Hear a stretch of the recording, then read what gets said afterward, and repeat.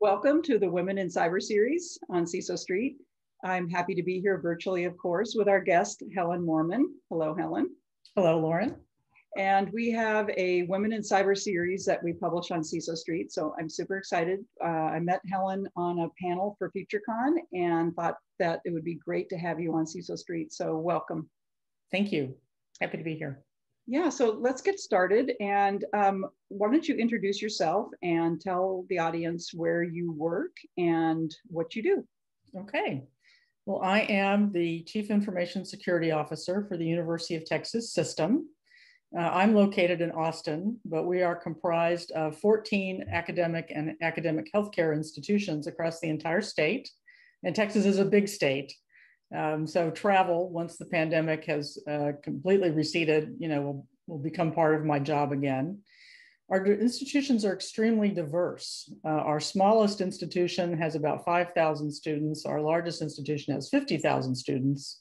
And in academic healthcare, we range from institutions that see about 175,000 patients a year to MD Anderson Cancer Research Center, which sees millions of people a year. So it's my job is to help each of those institutions strengthen their security programs. And then at System Administration, which is this umbrella organization that I'm part of, we also directly oversee the security of a number of fairly high-risk assets, like all of our employee benefits data and things like that. Systems like that. I know. Yeah, and I know you have a big job and very interesting. I've had a lot of academic CISOs on our FutureCon panels and on CISO Street, but I thought it was really interesting when I met you, just the diverse group of, within the system that you have to secure. So challenging job, I know. And so just let's go back a little bit to the pandemic and when the pandemic hit. You've been working from home basically the entire time. So talk to us a little bit about what that looked like and the challenges to get that set up, and we'll lead into where you're going in 2021 now. Okay. Well, of course, it happened, over a weekend, like it did for everyone. And for most of our academic institutions, it was right around spring break. And so many of the institutions, told the students just don't come back, or they arranged a short period of time for them to come back and get their belongings and then go home. So the biggest challenge for the academics, obviously, was all of a sudden going from a little bit of distance learning or remote learning to totally remote learning. Everybody had some systems in place, but had to scale them up very rapidly, and also had to make help the faculty feel comfortable, because not all of the faculty were used to using all of the online electronic tools, including things like Zoom or Microsoft Teams. Yeah. So did you standardize on one? Did you standardize on Teams or you just let them? Yeah, each institution operates fairly independently. They all have to follow some of the same policies that we set at the system level. And of course, we're public higher education, so the state sets some security requirements and other policies. But in terms of choice of tools and specific products, they each make their own decisions. Okay. So from then in the academic healthcare, the regulators were quite generous and started opening up the field of telemedicine to be a little bit more flexible and available. And I think in 2019, we did about 1,000 telemedicine appointments. And in 2020, it was more like 800,000 telemedicine appointments. So quite the change. And again, for physicians who hadn't done that before, that was quite a cultural change, as well as a learning experience. And then on the security side, obviously we had to figure out how to support scaling that up, how to support all the different types of remote connections that people were going to need. Our larger institutions, don't provide all of their staff with laptops, or at least they didn't then. So we saw a lot more personal machines being used, from home networks. Yeah. So a lot of scrambling to help everybody understand how to do that in the most secure way possible. Yeah, one thing about the telemedicine, I sure hope, you think about the challenging times we've had in our lifetime, and there's a lot of, in most cases, there's a lot of positive innovation that happens, right? Positive things. And not that telemed is really innovation, but I love telemedicine appointments. So I'm really hoping that we continue with that. But I know that there's a lot of, challenges around keeping the data secure and all that, but just so much more efficient, I think the doctors probably like it too, so. Sure. Yeah. So what does it look like in 2021 now? I mean, I'm in New York and things are definitely opening up here pretty quickly. And I know Texas has been a bit ahead of New York in many ways, but talk to us about what's happening now with the pandemic. Are you guys going to go back to work in the office soon? At CISO administration, we will. We've been able to go back partially for a couple of months. We're going to be back full time in September. I think that's in part due to folks with school-age children need to wait until the schools open up. Of course, our healthcare institutions never completely closed. They had to adapt and sometimes couldn't do their elective surgeries, et cetera, but they were, if anything, busier than normal, treating the COVID outbreaks in all the different regions of Texas. The academics, for most of them, they have very limited summer programs, but I think they're going to be approaching normal in the fall, although many of them will continue to offer some hybrid courses, especially for our international students who may not, depending on where they're really from, they may not be able to travel to the US in that time frame. Yeah. So I think we refer to it as the next normal. It's not going to be like it was before the pandemic. Right. There'll be more telework, et cetera, but yeah, I like that next normal. We've been kind of throwing around what is that right term, because it's not really normal. I don't know that everything's going to be back to normal. I like the next normal. You just think about the kids that are graduating high school. They just went through their senior year in high school, remote learning. And I have a nephew and a good friend of mine's daughter is just graduating now, and it's just like, wow, just turn things upside down. So yeah, it'll be interesting to see what happens. I know a lot of the schools are going back full time, but I bet you that they're going to embrace some type of hybrid learning going forward. Right. Yeah. Right. So I think it's always interesting to find out, to learn how you got your start in cybersecurity. So why don't you tell us how that happened and how you ended up at the University of Texas Systems? Okay. Well, I started out in more ordinary information technology back in the day when information security wasn't the field that it is today. I was fortunate enough to get on very early with an expert systems firm, an artificial intelligence firm, back the first time artificial intelligence was a big deal. And they hired the first time. The first time, yeah. I know, we got the waves, right? Yeah. Right. They get things going in cycles. Yeah. But I did not have an academic background in information technology. It was a fairly new field at the time. My degrees were in government, but I had also taken a lot of economics. And so, understanding what kind of data do you need to answer what kinds of questions and how are you going to manipulate that data to get results was a trait that they were looking for in systems analysts, as they called them in the day. So working for this expert systems firm, I sort of got I got to leapfrog over a lot of technologies, learning object-oriented programming when it was, new, et cetera, and using tools that were developed by the Xerox Palo Alto Research Center, which was really a national treasure. And I found that I was one of the few technical people who could tolerate the marketing and sales people. And so they would bring me out to explain to our prospective customers, how all of this worked in lay people's language. And I think that's been a key trait of mine in all of my positions is translating between the deeply technical staff and everybody else. Yes. Not that the technical staff can't do it, but that's not really where their heads are. And their value is in doing what they do, to develop code or search for threats or whatever. So a lot of my job is translating. It's interesting how, so my daughter is, she's 2 years out of college now, and she got a job. She's a mechanical engineer, and she got hired during the pandemic, which was an amazing thing to have happen. But one of the reasons I hired her was because she was able to translate, take the technical stuff and make it understandable. So I know that there's a lot of value in that. Well, and vice versa. Understanding the great thing about working for a small company very early in my career was I got exposed to how senior people think.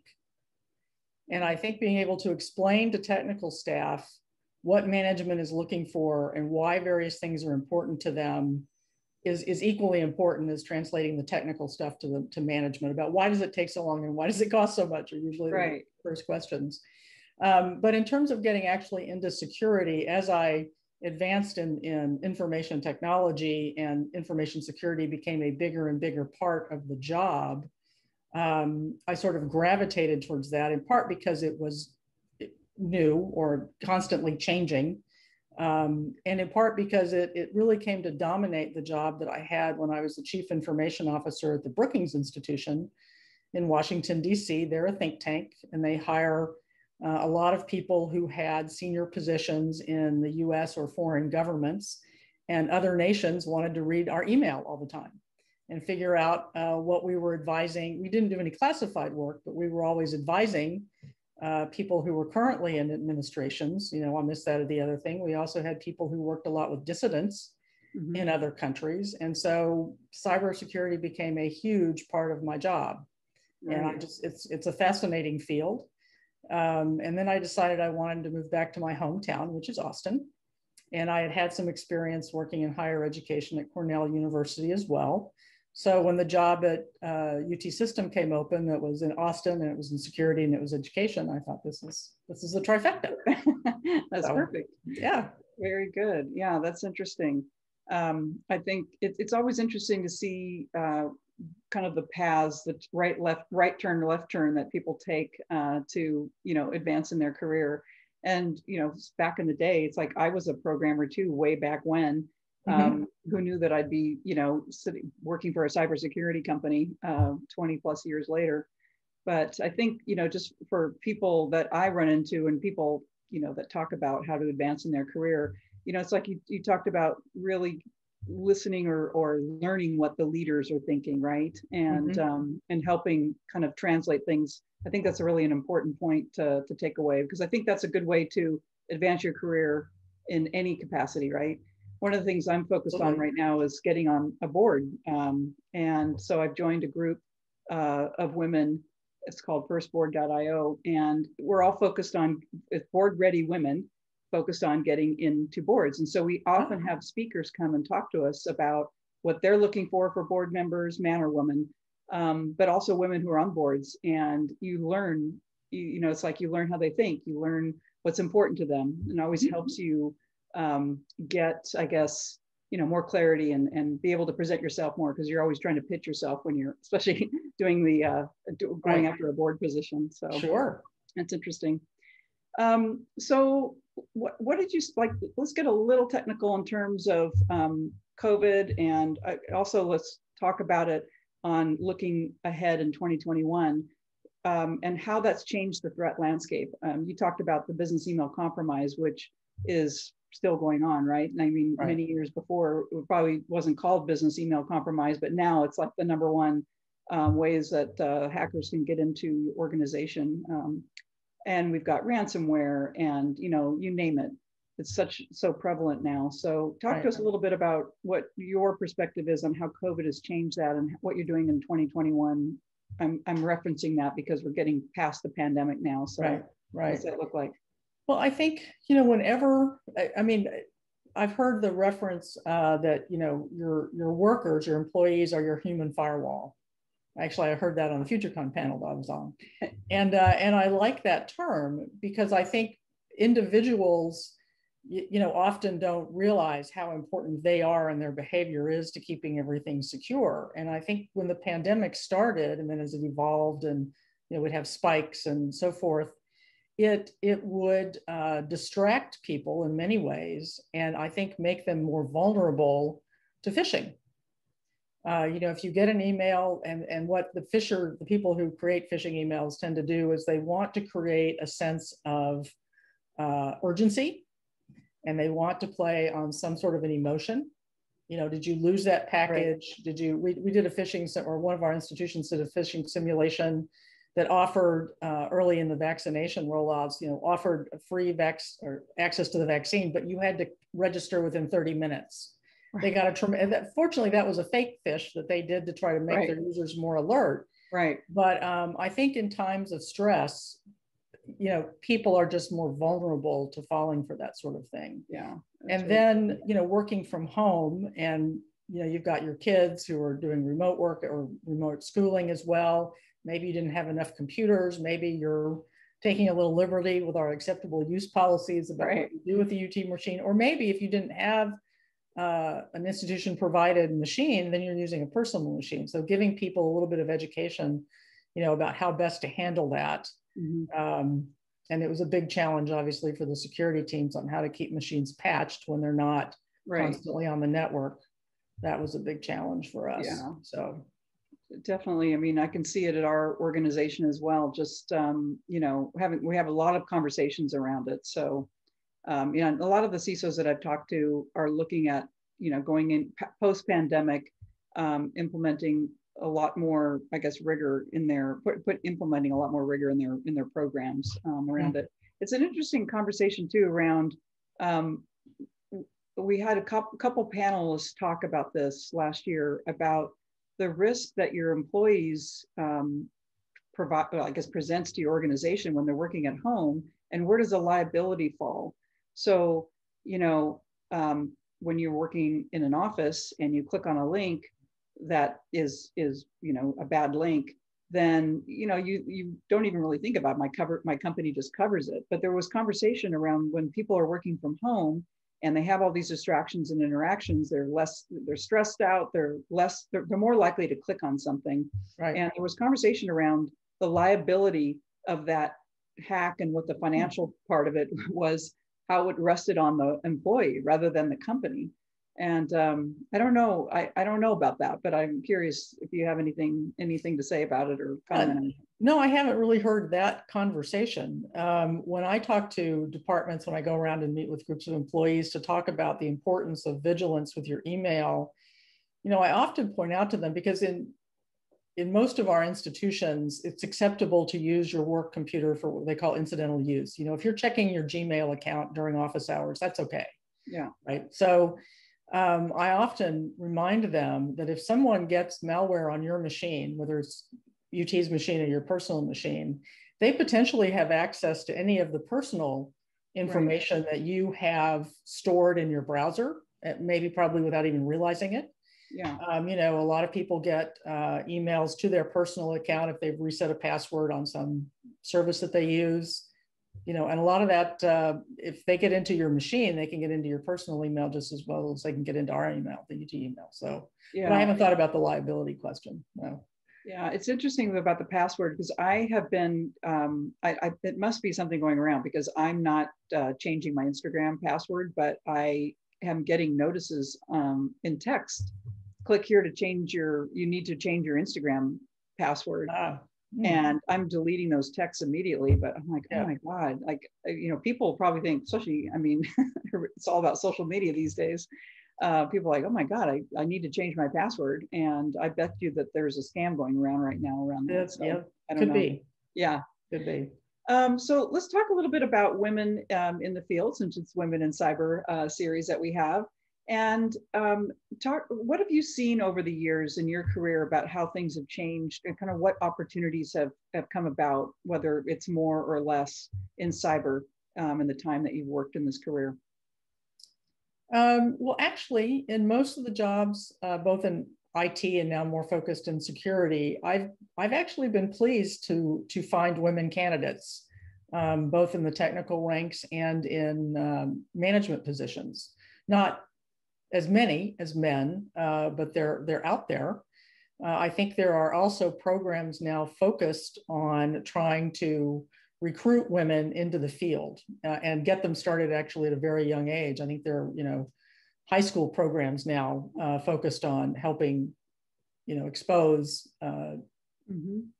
women at a very young age, to what cybersecurity means. Yeah. So I think it's definitely doable. I think one advantage that women tend to have, and of course it's hard to generalize, but they say, and I'm not a human development expert at all, but if you study, little girls and little boys, little girls tend to focus more on relationships.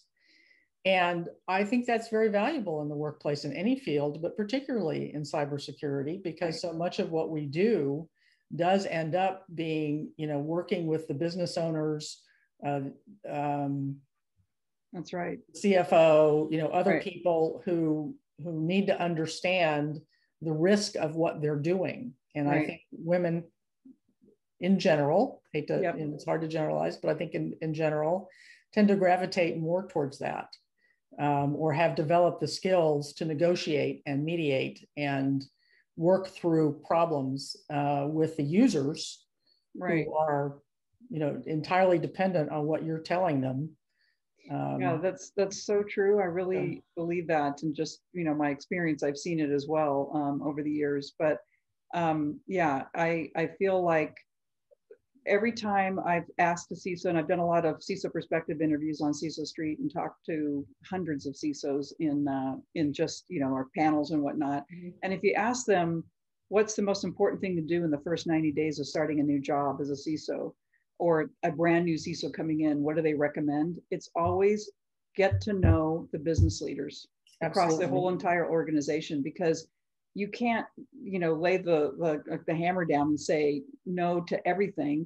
They're just going to say, seriously, like it's sales and marketing. Sales needs to go close sales so they can run the. They need their mobile applications and all that. Yeah, absolutely. Exactly. And so the relationships are so critical to being a good CISO and being able to secure the organization.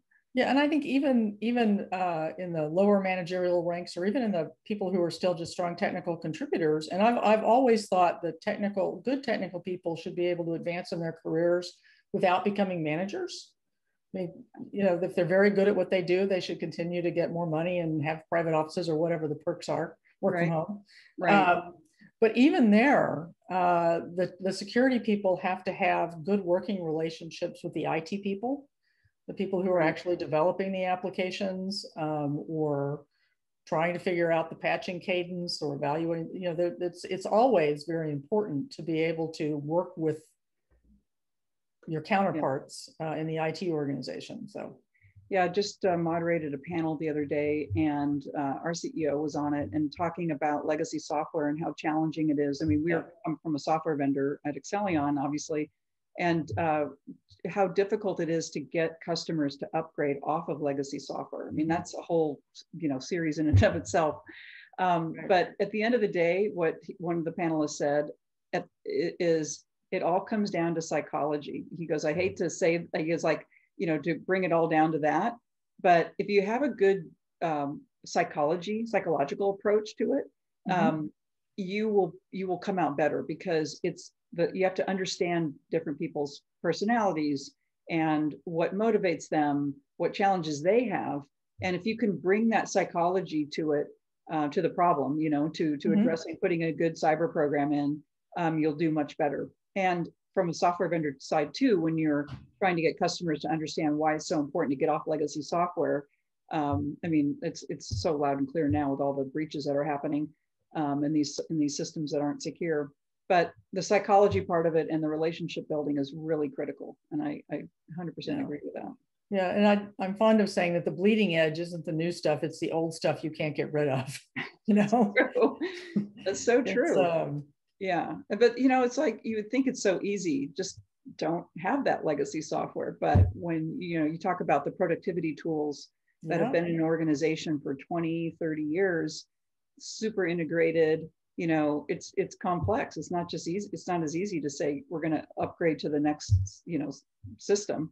It's not that easy. So anyway, yeah, that's no, it's not. It's really not. So what has surprised you most in your career over the time that you've worked in cyber? Wow. Well,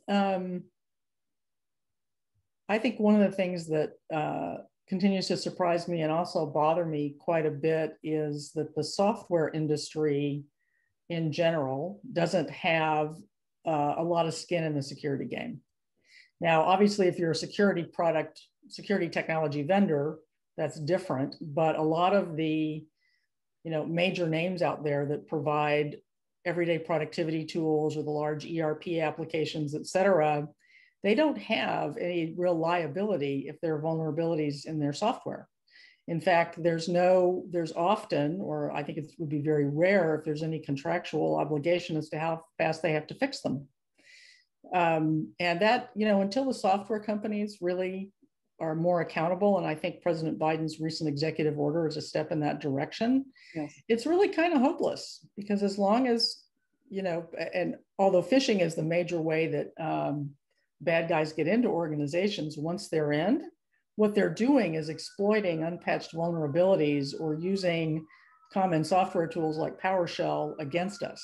Right. And I understand, talking about legacy software, that the ERP systems and the database companies and Microsoft Windows and all of those are software stacks that have been building for years. Right. And were started long before cybersecurity became the threat that it is today. But it always surprises me when a product comes out and then, within a couple of weeks, there's a patch for a critical vulnerability. Like, really? Couldn't you find that yourself? Yeah. And I mean, I know it's very complicated, but I wonder how much, if they would slow down their release schedule and put more time into security, if it wouldn't benefit everybody. I really think that you've been a fly on the wall in our thought leadership meetings that we've had in the past 2 months, because you'll be seeing more and more on CISO Street. And actually, I should definitely have you on a panel later this year. Okay. When our schedule's out. Yeah, absolutely. And if you think about, the cyber criminals, they're having their own revolution, right? They have amazing tools. They run a business. If you look at the dark side, that $90 million they made before the FBI and others shut them down. I'm sure they're going to pop up somewhere else. They probably will. Yeah. Yeah. But it's a business for them. And if it's almost like the software world in Silicon Valley almost created the issue, because we've got to get we've got Zuckerberg and other leaders saying, get it out there fast, develop it quick, go to market, make the money. And that's what it was for many, many years. And so now one of the things that we're doing at Excellion is we have a security first development strategy. And I think you're going to see that. We're going to, hopefully, when I'm talking to more and more CISOs and we've got more of this conversation happening, the kind of the groundswell will happen. I'm sure it's already happening in some organizations, but I think you're 100% right. It's like the software vendors need to take a step and put security first. And, we have a bounty program. Right. We hire hackers to come in. We pay them a lot of money to try to find vulnerabilities. Fortunately, in our product that's been out for 6 years, we haven't had any. But it's worth it. And I think that a lot of other software vendors should do that. So, I think it's good. And you got to carry the flags and demand it. And I think that's what's going to happen, right? Well, and reward your application developers, or right. All the way up the software stack for doing it the right way. It was also on the FutureCon panel. I think I asked one of the other panelists who is in a software company trying to make sure their products are secure. I said, what's the number one problem that you find when you're testing your software? And he said, the developers haven't thought about variable input, about somebody putting something unexpected in a field. And I understand that, but that's also very basic. I mean, that's not a difficult, there are a lot of things about building software well, they're very complicated and hard to figure out, but variable input is not one. Right. So I think, and the question is, so if the developer skips that step or doesn't think about it, is there a consequence? Does that affect their performance review? Right. That sort of thing. I think it needs to go down to that level. Yeah. That's a really interesting perspective. So yeah, you'll be hearing more about that, especially on CISO Street later in the year. We're putting a whole calendar of webinars together around that. So that's good. Excellent. I think it's really important, and the whole industry needs to get behind it. Yep. So I'm just curious, your thoughts on zero trust, and that's, I've heard so many different sides of it, and we're really sort of taking the stance that zero trust is not enough. We've got to do much more. So I'm just curious what your thoughts are on that. Well, I think, as I've seen security evolve from, pay most attention to the perimeter. Well, that's easy to bypass, right? In many different ways. Then, network segmentation, at least get your most important stuff segregated and as isolated as you can, make sure it's not external facing, et cetera. And now I think when I hear zero trust, I equate that with focusing not only things like segmentation, but constantly validating the authenticity of what's going on. Switching more to an identity-based model where you're constantly proving that service account is valid, not only that the user's account are valuable, but are valid, but the service account is valid, that it's not doing something it shouldn't be doing, or it's not talking to some place that it shouldn't be talking to. Right. Which has a lot to do with, again, how you set things up in the first place. We've certainly seen some incidents where the bad guys took over a service account because nurses, the nursing workstations had to be able to do a whole lot of things in every possible location, right? Because the nurse would never know exactly what he or she was going to need to do. Right. But when those service accounts were established, I doubt anybody thought in that way that the service account could be hijacked and therefore be able to go anywhere. Right. So that's when I hear zero trust, that's kind of how I interpret it. Yeah. But okay. I think it means different things to different people. It does. Yeah. It's a whole, like, another topic, but yeah, interesting. I think that we've learned so much and been forced to learn so much because of what the hackers have done. It's like they've had their own revolution and now we need to counter that. And I think we need to really do something that turns it on its head, because it's like, I mean, if you look at the comments that the dark side said, I read this article, it just really appalled me, because I'm in cybersecurity and I talk to CISOs day in and day out. Yeah. And they basically said, oh, we didn't know that we do this all the time. We give the tools to the hackers so that they can go do what they need to do, and we'll get a piece of the pie, right? The financial pie. But we didn't know that they were going to go do this to the pipeline, to a public utility. And it was like, wait, oh my God, this is just like they're running a business. They're absolutely running a business. They're running a business. And I'm sorry, go ahead. Go. I was talking to one of our attorneys about that, who's sort of very interested in ransomware. And he said, well, every organized crime family has an honor code. That was a nice spin on it. But I think between the pipeline and then what's gone on in the Irish health system, I think the governments, in Europe and the US and obviously in Asia as well, are going to have to really. They're not doing enough. I'll be interested. I know President Biden has just announced he will be meeting with, Vladimir Putin, and until the governments of the countries where these crime syndicates operate start helping crack down on them, that's what's going to have to happen. I think. I know. It's really true. So let's talk about mentorship. Do you have a mentor, or have you had a mentor, or do you mentor people in the field? I have mentored people in the field. I wouldn't say I'm actively doing it right now, other than the managers who report to me. I like to think that I'm a mentor as much as I'm a boss. Trying to help them think through things, I think, is a lot of what a mentor does, and also helping you see other people's perspectives. I've had a couple of managers in my career who were not only very good managers, but were also very effective at explaining why they do what they do. And how the organization worked. And again, that really helped me understand the importance of seeing other people's perspectives, which I think is what a mentor does. At system administration, part of what a mentor does. At system administration, where I work, we now have a formal intern program for students every summer. And part of that is, they'll be assigned to a department, where they want to learn how to do something. Well, we're going to have, I think, 5 interns in cybersecurity in my department this summer. But then they're also assigned a mentor somewhere else in the organization who can, who may not know anything about cybersecurity, but is just helping them understand as a, college student, what is it like to have a full-time job? Right. And sort of reaching across that generational divide. I went to a very interesting seminar once on the different attitudes of different generations, which is very real. So I think that's something else for somebody anywhere in their career, is understanding that generational influence too. Right. It's so true.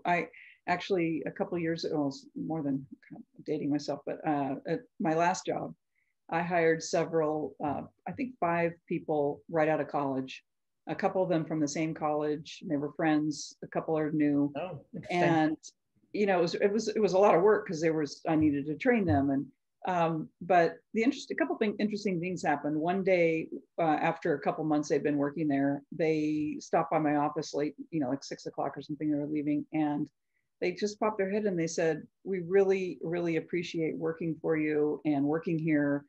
And they said a couple of things about what had, you know, why they were saying that. And they left and I thought, oh my God, like everything I do and say, it's like parenting. It's like they listen, they right. Soak it up. And I took that to heart about being a mentor and being a leader and showing people what it means. But also it helped, it took a lot of me understanding them. And I look at my kids, I mean, I have a 25 and 28-year-old, and a lot of the kids this age or even younger, they come out of college and they want it all. They want to be the CEO, and they've seen other people in these, you know, social media or whatever start out really young. And right. I tell my kids, you've got to start from the ground up. You've got to, you know, so it's really challenging. It's very challenging. And I think it's really important to understand that generation, you know, the characteristics of it, and in order to effectively lead them. And you don't want to get in their way, you know, because right. It's they could be the next Bill Gates, they could be the next, you know, Tim Cook. So it's not about changing them. It's much as just sort of socializing them and getting their antenna fully raised, right? You know, as to what they're dealing with. Yeah. So which female leaders do you look up to or do you admire? You know, I'm really impressed by women who have had to overcome some sort of, you know, strong adversity. I've been very blessed and fortunate in my career with my health, you know, and all dimensions of my life in many ways. And I'm just always impressed at people who can overcome, you know, either some serious physical problem or disease, you know, and come back from that, right. Or some other big loss in their personal life. Those are the traits that really impress me are persistence, yes. You know, and resolve and resilience. That's right. Yeah. That's good. That's good. Yeah. So I follow a lot of inspirational podcasts and men and women. And one thing I've picked up over the years is that life happens for you, not to you. And I really embrace that. And when things don't go, you know, my way or something terrible happens, you know, I take a moment to think, okay, what am I going to get out of this? And I think the pandemic, in many ways, that was the case. And we all had to think differently. And I think, you know, you have to look at the silver lining of things. And I think a lot of good came out of the pandemic. And so I like that approach of you know, hardships that you've overcome and, you know, making you a better person, a better leader, more inspiring to others. So yeah, I agree with that. Some of these people aren't names you would know, you know, they're just right. People who I've worked with or neighbors that I've worked with, you know. That's it's right. But I always think of them when I'm having, you know, a bad day and realizing my day is really not that bad. Not that bad. All my problems are first world problems, you know. I've been very fortunate. That's a good phrase. So, yeah. So I have 2 last questions, and one I know I didn't talk to you about before, but I'm very curious. What's your favorite type of food or restaurant in Austin? Oh, interesting. Favorite type of food? Well, there's so many to choose from that I like. Yeah. Actually, the first thing that comes to mind is my favorite snack is freshly made popcorn, and I make it on top of the stove. You know, I don't do the microwave or the air popper thing. I pop it. So that's the real deal. Yeah, the real deal. Oh my God, there's nothing better than the smell of popcorn. And one of my, I work out with a trainer, and he said, well, use avocado oil. That's a little healthier than other types of oil. And if you use oil, then you don't need to put butter on it, in my case. Yeah. But in terms of, you know, food groups or ethnic types of food, I love good Indian food. Okay. I was actually a foreign exchange student in India when I was in high school. Oh. And the Indian food you get here is different because it's not made with water buffalo milk, but You know, I like spicy food. Yeah. Of course, Okay. being from Texas, you know, barbecue and Tex-Mex are just part of my DNA. You live in Austin, right? Is that? I do. Yeah. I do. So are there good Indian restaurants in Austin? You know, there are. I've only tried a couple, I'd have to say. I've only been back here 5 years, but the best Indian restaurant I've ever been to was in Ithaca, New York, when I was working at Cornell. Oh, And I really regret, and I thought about it while I was there, but never did it, you know, because I was so busy, was to go ask the chef, the owner, who was a woman, if I could just volunteer in the kitchen. You know, I really wish I had done that. yeah. And some of my friends were in the Finger Lakes last year, and I said, during the pandemic last summer, and I said, you've got to go find this place and tell me if it's still there. And they said, yeah, there are dishes on that menu that they don't see elsewhere. And it's you know, it's not an upscale place either, but it was just great. Yeah, there's a restaurant. I thought we had good Indian food in California, but I spent a lot of time in London actually with a job, my last job. And outside of London in Kent, there is, oh my God, people had been talking about it, and some friends took me there. Oh my God, it's so memorable and happened like like 15 years ago. And I still remember it. So good. Yeah, London has great Indian food. Yeah. What do you like? This last question as we close things out. What do you like to do when you're not in cybersecurity mode? I know it's hard to turn off, but yeah, it is, especially with cell phones now, right. or as some people call them, your leash. But I have for years been studying drawing and watercolor painting. Oh, interesting. And actually in between jobs once, when I was much younger, I took a drawing course at the Rhode Island School of Design. It was a night course for adults. And that convinced me that anybody can learn to draw. You may not have a great flair for it or a lot of talent, but it's all about how you see an object. Yeah. And not letting what you know about that object in reality get in your way of how to draw it, you know, with perspective and so forth. And then watercolor, I like the transparency of it. I like the fluidity of it. It's also much less expensive than oil paints, which is one reason I chose that. But I'm not very good at it. It's nobody's ever suggested that I quit my day job. So, but it's also very therapeutic, you know, because it gets your mind out of whatever you're doing to try to work and create something. You can't be thinking about lots of other things. So. That's so true. That's so true. I would love to see one of your watercolors. I haven't really painted before, but I really think, you know, I had somebody tell me once that you have to disconnect in order to find inspiration back at work and or any place really. But they talked about disconnecting from work, and I know I used to sew. I used to sew all my clothes, like couture suits and overcoats and all kinds of things. Wow. And it was not easy for me to learn how to sew, and it's still, I have 3D spatial stuff sometimes where I'm like, I can't picture what they say, how to pin things together. And I haven't sewed in a long time, but I still have some of the outfits that I made. And that's fabulous. But when you sew or cook or paint, or like, you can't, especially sewing, because you don't want to get it wrong, right? Right. And you can't think about anything else except that, about where the pin goes, where you know, are you sewing it at the right seam width and all these things. And yeah.